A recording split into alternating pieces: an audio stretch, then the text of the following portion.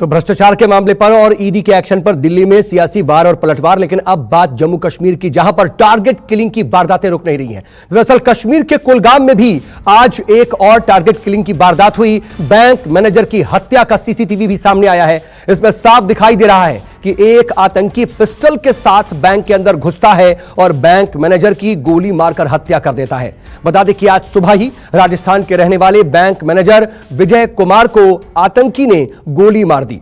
इसके बाद अस्पताल में इलाज के दौरान उनकी मौत हो गई थी। यह आप तस्वीर भी देख रहे हैं, सीसीटीवी भी उस पूरी घटना का इस वक्त आपके टेलीविजन स्क्रीन पर है और हम आपको दिखा भी रहे हैं कि कैसे वो आतंकी भी इस सीसीटीवी में पूरी तरह से कैद हुआ है और कैसे वो हमला कर रहा है, वो पूरी स्थिति आप देख रहे हैं। लेकिन लगातार जिस तरीके से घाटी में टारगेट किलिंग हो रही है, कश्मीरी पंडितों और हिंदुओं को सीधे सीधे निशाना बनाया जा रहा है, उसने कई गंभीर सवाल खड़े कर दिए हैं। और खास बात यह भी है कि कश्मीरी पंडितों के अंदर इन वारदातों के बाद काफी उबाल देखने को मिल रहा है। बीते काफी समय से कश्मीरी पंडित जमीन पर उतरकर प्रदर्शन कर रहे हैं, सरकार के खिलाफ भी उनका गुस्सा देखने को मिल रहा है। लेकिन अभी तक इस तरह की वारदातों में कमी नहीं आई और ये तो देखिए लगातार बढ़ती हुई दिखाई दे रही है।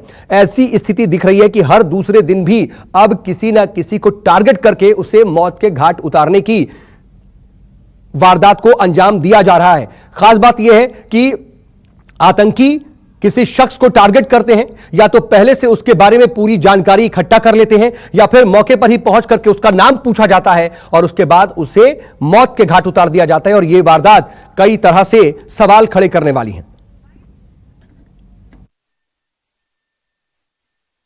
एक टारगेटेड किलिंग्स का एक नया षड्यंत्र और साजिश पाकिस्तान द्वारा रची जा रही है। ऑपरेशन रेड वेव्स, ऑपरेशन सुर्ख हवाएं, ये एक नई साजिश पाकिस्तान की खुफिया एजेंसी आईएसआई और पाकिस्तान की सेना ने रची। दक्षिणी कश्मीर के कुलगाम मोहनपुरा इलाके में एक नॉन लोकल बैंक मैनेजर को निशाना बनाते हुए मिलिटेंटों ने उसके ऊपर एक के बाद एक गोलियां दागी है। ये बैंक मैनेजर जिसकी पहचान विजय कुमार के रूप में हुई है, जो राजस्थान का रहने वाला है, वो उस समय बैंक में था जब उस पर हमला किया गया और घायल हालत में हालांकि तुरंत हॉस्पिटल ले जाने की कोशिश की गई, लेकिन तब तक जो है उनकी मौत हो गई। अब एक बार फिर से नॉन लोकल्स को निशाना बनाने को लेकर आप देख सकते हैं जो कश्मीरी पंडित समुदाय यहाँ पर प्रदर्शन पर बैठे हुए हैं, वो इस समय इनके लिए अब प्रार्थना करते नजर आ रहे हैं। यहाँ जो है लगातार माइनॉरिटीज को निशाना बनाया जा रहा है। नॉन लोकल्स को केवल 2 दिन पहले जिस प्रकार से रजनी बाला की कुलगाम डिस्ट्रिक्ट में ही गोली मारकर हत्या कर दी गई थी, उसके बाद एक बार फिर से आज ये घटना सामने आई है और इसको लेकर जो है कश्मीरी पंडितों में आक्रोश भी नजर आ रहा है। और इस समय एक शोक सभा यहां पर की जा रही है। जो विजय कुमार राजस्थान का इस घटना में बैंक मैनेजर मारा गया है, उसको लेकर, उसकी शांति को लेकर अब यहां कश्मीरी पंडित प्रार्थना कर रहे हैं। कैमरामैन रशीद के साथ आसिफ साहब, श्रीनगर, न्यूज़ 24। आपने देखा कि कैसे कश्मीरी पंडित प्रार्थना सभा कर रहे हैं, उनके अंदर नाराजगी भी है, उनके अंदर डर भी है। और आसिफ सुहाफ इस खबर पर मेरे साथ लाइव जुड़ रहे हैं। आसिफ, टारगेट किलिंग की वारदातें बढ़ रही हैं और उसके साथ साथ कश्मीरी पंडित भी नाराजगी दिखा रहे हैं, उनके अंदर डर भी है, लेकिन अब तो केंद्र की तरफ से भी इस पर हाई लेवल मीटिंग बुलाई गई है। जी बिल्कुल खालिद, मैं उस समय कश्मीरी पंडितों के साथ शेखपुरा इलाके में था जब ये घटना यहाँ पर हुई। करीब 10:50 पर जो है ठीक इसी जगह जहाँ पर मैं मौजूद हूँ, अरव ये कुलगाम का इलाका है और ये मैं आपको दिखाता हूँ, ये इलाकाई देहाती बैंक है जहाँ पर इस वारदात को अंजाम दिया गया मिलिटेंटों द्वारा। और किस तरह से जो है सीसीटीवी फुटेज में भी आपने देखा कि मिलिटेंट किस तरह से यहाँ निडर अंदर वो पहुंचता है। पहले इस बैंक के जो इलाकाई देहाती का ये बैंक है, इस गेट पर मिलिटेंट पहुंचता है। यहां पर वो दरवाजा खोलने के बाद अंदर झांकता है। एक बार देखने के बाद कि मैनेजर वहां पर मौजूद है, वो चला जाता है वापस और कुछ सेकंड्स के बाद वो दोबारा से इस दरवाजे को पार करके अंदर की तरफ जाता है और अपने बैग से एक पिस्टल निकालकर एक के बाद एक अंधाधुंध गोलियां चलाता है बैंक मैनेजर विजय कुमार के ऊपर, और विजय कुमार गंभीर रूप से घायल हो जाता है, जिसके तुरंत बाद हालांकि कोशिश की जाती है उसे हॉस्पिटल पहुंचाया जाए, लेकिन उसकी मौत हो गई विजय कुमार की। हमें यहाँ जो है जानकारी ऑफिशियल से मिली है, उसके अनुसार विजय कुमार केवल 3 दिन पहले ही कश्मीर घाटी ट्रांसफर हुए थे और यहाँ जो है इनकी नियुक्ति हुई थी दक्षिणी कश्मीर के कुलगाम के इस बैंक ब्रांच में। और हालांकि वो यहाँ से करीब 25 किलोमीटर की दूरी पर काजीगुंड इलाके में अपनी बीवी के साथ रहते थे, और ये भी हमें जानकारी मिली है कि केवल 1 महीने पहले ही उसकी शादी हुई थी और अपनी बीवी के साथ वो यहाँ पर अपने आप में जो जानकारी आप दे रहे हैं वो वाकई दिल तोड़ देने वाली और बेहद अफसोसनाक है आसिफ। लेकिन इन सब के बीच एक अहम सवाल आपसे यह है कि क्या इन आतंकियों के बारे में कोई सुराग मिल पा रहा है, क्योंकि बार बार जो सामने आ रही है वारदातें उसमें अज्ञात आतंकियों की जानकारी हो रही है, पता नहीं चल पा रहा है कि कौन लोग हैं, कौन से आतंकी हैं, किस गुट से जुड़े हुए हैं। ये भी तो ये सिंगल आता है, हाथ में सिर्फ पिस्टल लेता है, वारदात को अंजाम देकर चला जाता है। क्या ये गुमराह कोई युवक है या फिर ट्रेंड आतंकी है?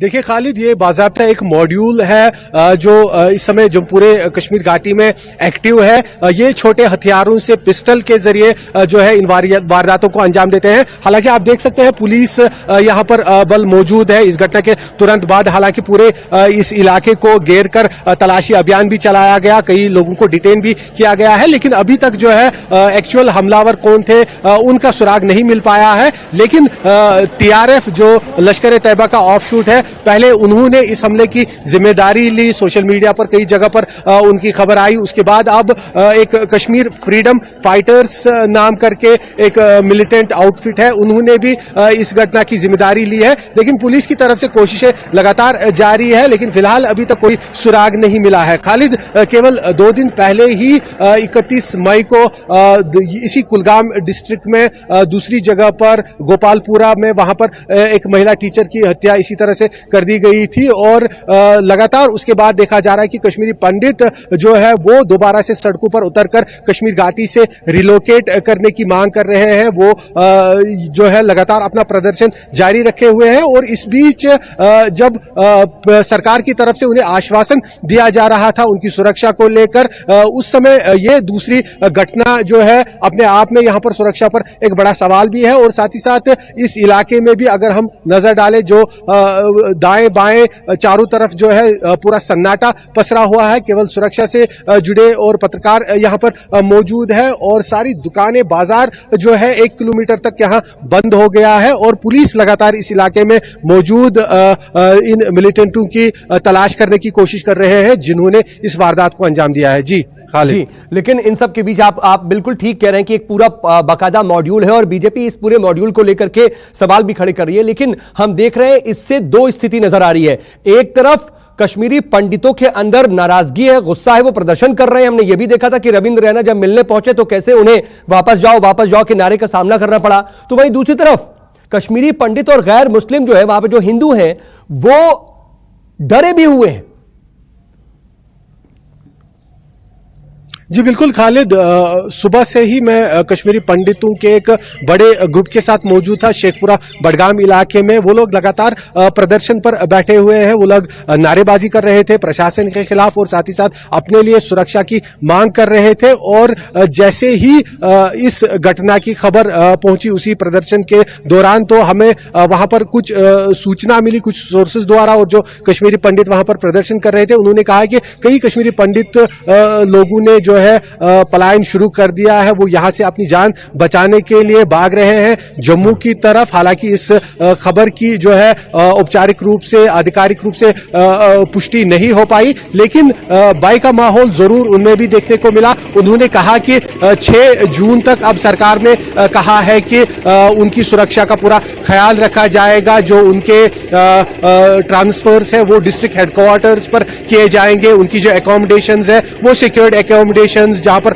सुरक्षा व्यवस्था है वहां पर उन्हें निवास घर दिए जाएंगे।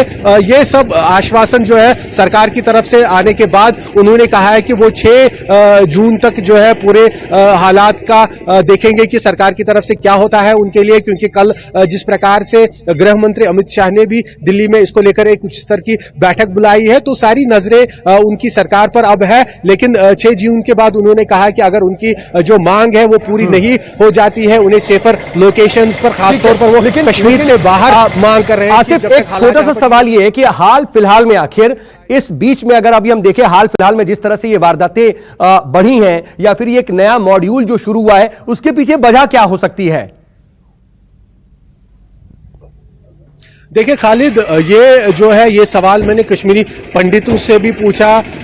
वो उनका कहना है कि हमें इस बात का कोई इल्म नहीं है कि उन्हें क्यों निशाना बनाया जा रहा है, लेकिन जो सोर्सेज जो सुरक्षा में सोर्सेज है या जो हाई ऑफिशियल्स है उनका कहना है कि मिलिटेंट एक भय का माहौल पैदा करना चाहते हैं माइनॉरिटीज में, खासतौर पर कश्मीरी पंडित्स में। और जिस प्रकार से टीआरएफ या दूसरे मिलिटेंट संगठनों के पोस्टर्स या उनके बयान भी सामने आते हैं, उनका साफ कहना है कि जो 370 हटने के बाद उनके अनुसार कश्मीर में एक डेमोग्राफिक चेंज करने की कोशिश हो रही है। माइनॉरिटीज को या दूसरे जो गैर मुस्लिम नॉन मुस्लिम्स हैं उन्हें यहां पर लाकर जो है बीजेपी या केंद्र सरकार की तरफ से बसाने की कोशिश की जा रही है कि उनको परमानेंट यहां पर बसाया जाए। तो उसके चलते वो लोग दावा कर रहे हैं कि इस तरह के निशाने बना रहे हैं, लेकिन फोर्सेस का कहना है कि पुलिस के आला अधिकारियों का कहना है कुल मिलाकर के एक मॉड्यूल है और वो लगातार इस तरीके से कश्मीर में अल्पसंख्यकों को, खासतौर पर कश्मीरी पंडितों को निशाना बना रहा है। नमस्कार, मैं हूं मानक गुप्ता। अगर आपको हमारा ये वीडियो पसंद आया हो तो इसे लाइक और शेयर जरूर करें, और हां, हमें सब्सक्राइब और फॉलो करना ना भूलें ताकि आप देश और दुनिया की कोई खबर मिस ना करें।